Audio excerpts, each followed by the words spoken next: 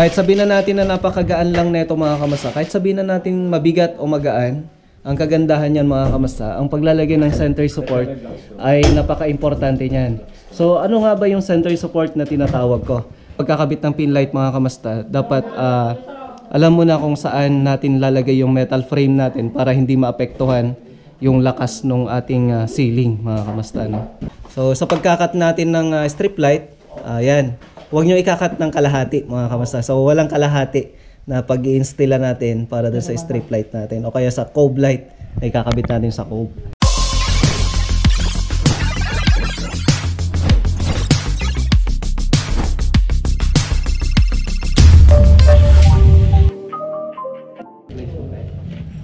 Hey, what's up mga kamasta? Magandang araw sa inyo lahat. So welcome back sa ating panibagong vlog.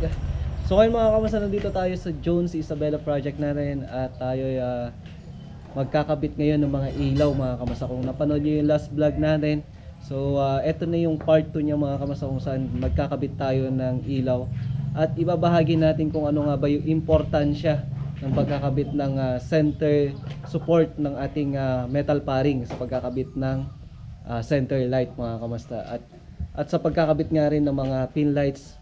So ayan mga kamasta, na magbibigay tayo idea. So ganun din yung pagkakabit natin ng strip light para sa cove light. So magbibigay idea tayo dyan mga kamasta. So let's go. So ayan mga kamasta, no? Ito yung kinabit namin kahapon. Ayan, yung kinabit ng tropa natin nung kinagabihan mga kamasta, no? Nung dumating tayo dito, sabi ko magkakabit na tayo nyan para maliwanag. So napakaliwanag dyan kagabi. So ngayon mga kamasta, nandito tayo ngayon sa may pinaka-sala kung saan nagkakabit tayo ng mga nagkakabit tayo ng center light. So maya maya magkakabit na rin tayo ng mga strip light niyan, tapos dun sa pin light. So dito, so nagkakabit na rin sila ng pin light dito mga kamasta. Ayan. So tulong-tulong na yung tropa natin pagkakabit niya ng pin light. Ayan. Si Raymar, tapos si Phil. Ayan, kakabit na rin. Tapos nandito rin si Alvin. Si Alvin, nakaupo lang. Si Alvin, nakaupo lang daw. So, dito mga kamasta, magbibigay idea tayo sa pagkakabit nga ng center support ng ating pagkakabit ng metal paring. So, ano nga ba yung silbi nung ginagawa natin na yun mga kamasta, no?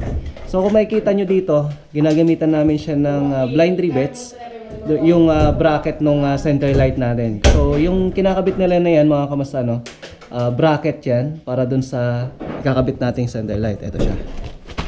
Kahit sabihin na natin na napakagaan lang neto mga kamasta, kahit sabihin na natin mabigat o magaan, ang kagandahan yan mga kamasta, ang paglalagay ng center support ay napaka-importante niyan. So ano nga ba yung center support na tinatawag ko? Yung center support na yan ay nandito siya mga kamasta, no? Ganito yung itsura niyan. Kung saan may video tayo niyan kung paano nga ba natin to kinakabit. So napakasimple lang nito, pero ito ay napalaking bagay sa pagkakabit nga nun. Kasi kung makikita nyo ito mga kamasta, yung center light natin ay napakaluwang nung diameter niya. So kung walang center support yan o kaya center na bracket para dun sa mga metal paring o kaya additional na metal paring para dun sa ating center, ito ay napaka-importante mga kamasa, kagaya nito. So tingnan natin sa taas. So makikita nyo tong radius niya, maluwang. Ito, di ba? So kung makikita nyo mga kamasta, kung ito nakasentro lang yung metal paring natin o kaya iisa lang yan, so kulang yun mga kamasta, no? Ngayon ang ginawa namin dito ay 3 piraso yan. Meron yung sentro niya, tapos meron din nakatabi dito sa kabila, may nakatabi rin sa kabila. So napakalaking bagay na nagkakabit tayo ng ganon, lalo na pagka sa center light, sabi ko nga. Kasi malaking bagay na malakas yung ating pagkakapitan ng center light. So suggestion ko lang dito mga kamasta, dapat kabitan nyo ng center support na tinatawag. So additional na idea to para sa mga DIYers at saka sa mga nagkakabit o kaya sa mga electrician. So kung makikita nyo, naka blind rivets pa. So ang ginawa namin dyan, para kako hindi luluwag, kasi pagka black screw lang gagamitin mo, kahit sabihin na natin na metal yan, may possibility pa rin yan na luluwag. So blind rivets na yung ginamit natin. Yan. Oh. So kabit nyo na. Oh.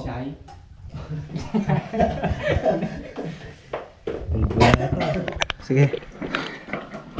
So, eto mga kamusta, ito yung tinesting natin kagabi. So, check natin yan mamaya pag naikabit na. Yan, tingnan natin. So, yan ay kakabit ngayon. So, yung wire natin dito mga kamusta, 2.0 lang to. O kaya yung talagang standard na sukat ng wire natin para doon sa electrical wires para sa ilaw natin. So, eto mamaya, magkakabit din tayo ng strip light dito mga kamusta, no? So, gamit yung double-sided tape. Yun ang gagamitin natin para may kabit yung strip light natin. Pinlight amin pa rin Gina eh. So, yan. Kabit na muna natin yan. Ngayon, dito naman tayo sa kabila mga kamusta. Nagkakabit nga si Ralph dito. Ayan. So, kagaya nung idea natin mga kamusta, lahat ng mga rooms na ito, bali tatlong bracket yan o kaya naka-center support tayo na metal paring. So, ayan, napakadali na lang magkabit mga kamusta basta marami yung paring nilalagay mo sa gitna. Gawa nga nung meron na yung mga pagkakapitan ng ilaw natin. Kasi sabi ko nga, yung 2 inches lang na metal paring kasi mga kamusta, hindi siya enough na yun lamang yung kakapit o pagkakapitan ng ating ilaw. Maliban na lang kung ang gagamitin mo surface light lang o kaya yung receptacle lang mga kamusta, so okay na yun. Pero pagka magkakabit tayo ng mga ganitong ilaw, ay kailangan natin ng dagdag lakas o ay dagdag suporta. So ito, kakabit na lang tayo ng mga pin lights. So sa pagkakabit naman ng pin light mga kamusta, no, lalo na pagka nagme-metal frame pa lang tayo, ang isang idea na ibibigay natin dyan, ibabahagi natin mga kamusta. Dapat alam na natin na pagka nagkabit tayo ng pin light, ay alam nyo na kung saan tatama yung metal paring ninyo para hindi ka manghinayang na matamaan yung mga metal paring pagka nakapagbutas ka na ay delikado yan mga kamusta, no? Kapag may kinat ka na metal paring dyan, kahit isa lang mga frames mo ay may possibility na hihina yung ceiling natin mga kamusta. So dapat yung pagkakabit ng pin light mga kamusta, dapat alam mo na kung saan natin lalagay yung metal frame natin para hindi maapektuhan yung lakas ng ating ceiling mga kamusta, no?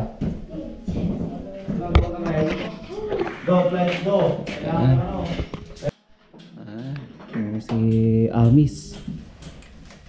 Wala na, hindi niya na maiwan yung nililigawan niya dito mga kamusta, no? Ayaw na umuwi ng Biskaya. Ito mga kamusta, no? Kasama na rin ng pag-iingat natin. Dapat dalawang tao talaga nagkakabit ng mga ilaw natin. Kasi hindi naman biro mga kamusta na pagka nag-purchase tayo ng ilaw ay madali lang mga kamusta, no? So may halaga rin siya. So dapat ingatan natin. So pwesto na lang natin mga kamusta, no?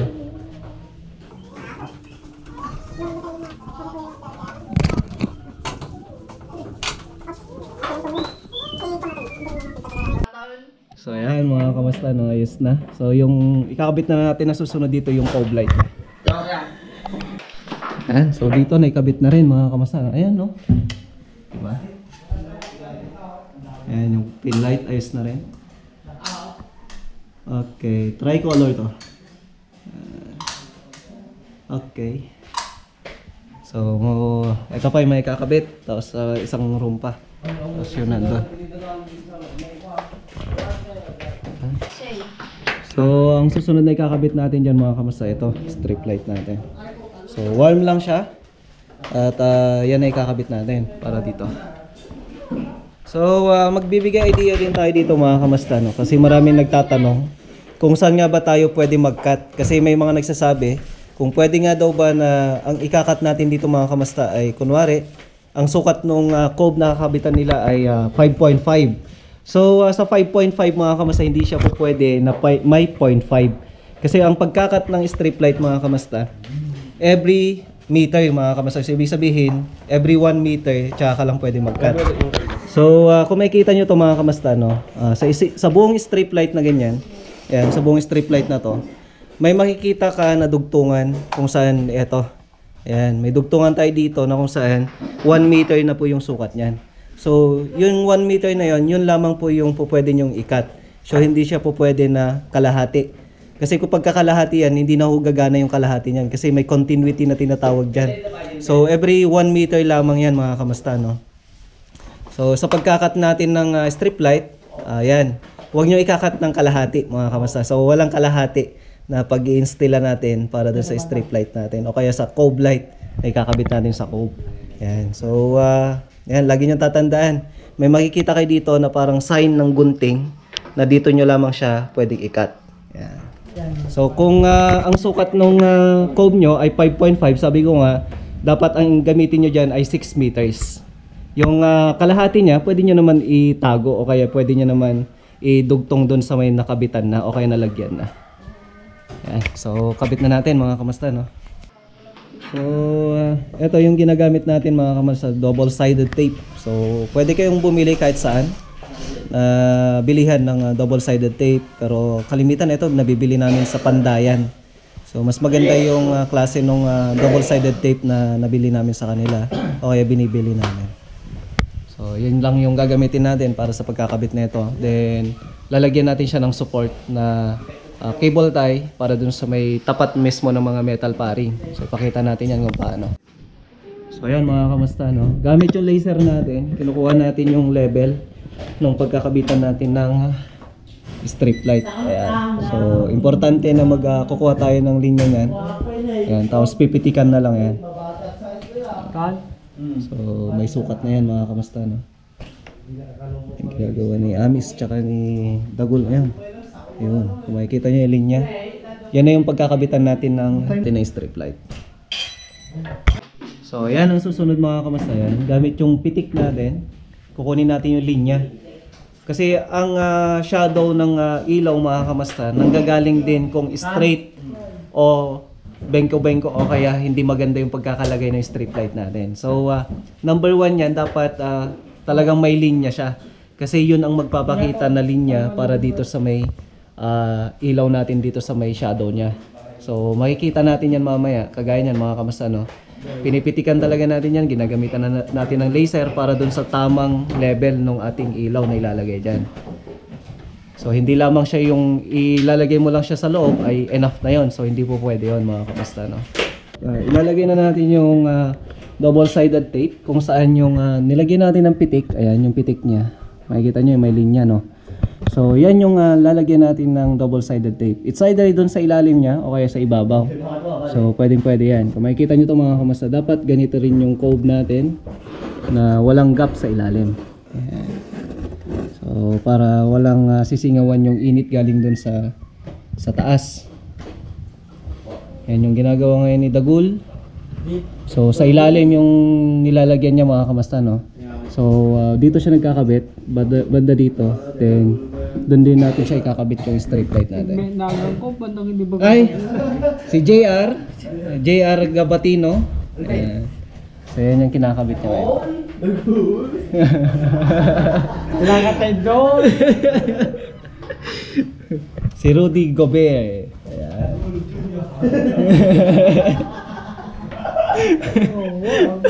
Dagul Junior. So halos lahat dito mga kamusta. Ito, may chef cook kami dito si Alvin. Magluto ka na yung expertise mo. Yung pinaka-special recipe mo na kanin. With asukal. Baka sa araw na bigla ko yata. Sa araw na hindi sa Pilipinas, pero hindi sa Dalila.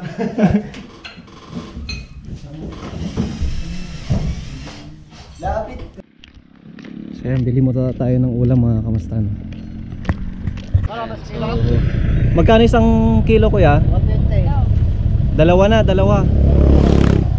Yan, bili tayo ng tilapia na ulam natin mga kamusta, no? Ito pala, tinatawag nilang rolling dito sa Jones. Okay ah.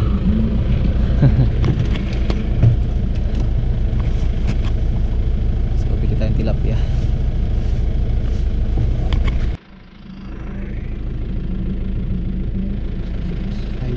Thank you po.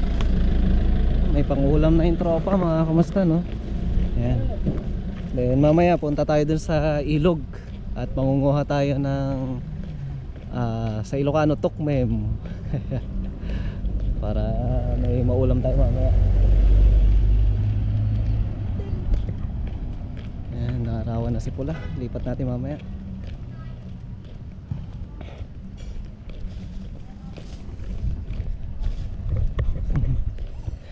pang ulam na. Oh, chef.